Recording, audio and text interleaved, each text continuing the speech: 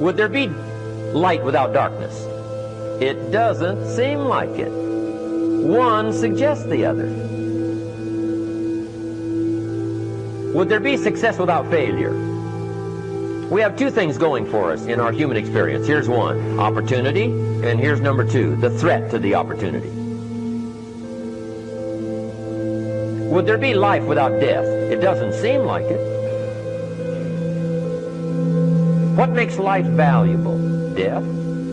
Life is the struggle to keep death at a respectable distance. A lot of people think that optimism is naive. It's not.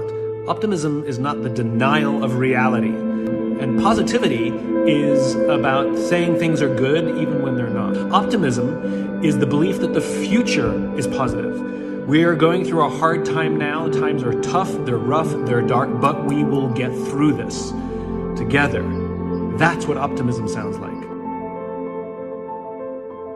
Now let me say this before I move forward, and I can't explain it, but you better feel me. Winners win and losers lose. I don't know how it happens, but winners win. And if you create a culture of losing, if you keep being a victim, if you keep letting losing happen to you, if you keep letting people do you and treat you any kind of way, it's going to become a culture.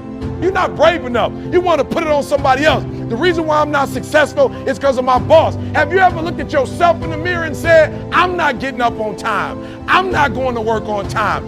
I have standards. I have values. Because I value myself enough to give 120% or don't do it. That's the problem with some of you.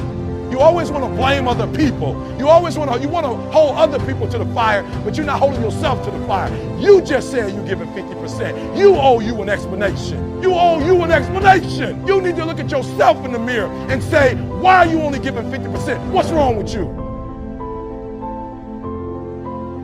Free yourself from the disease of making others wrong, and you'll free yourself from the disease of making yourself wrong. You have a lot more energy to create solution instead of problems.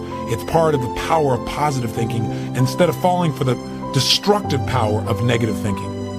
We've got to condition ourselves, because if we don't, we'll go back to the automatic state that most people live in today's society. The way to develop the habit is to go on a mental diet. And most importantly, you got to find something to appreciate even in the tough times. Because in reality, as we've talked about so often before, the toughest times in your life sometimes provide you with the real resources to change your life. The habit of noticing something you can appreciate out of the situation, even something that seems to be negative. What I mean by that is, find out what's working, but also appreciate what isn't working. Appreciate it enough that maybe it creates enough pain for you to want to make a change. Hey, being purely positive all the time is not the ultimate solution.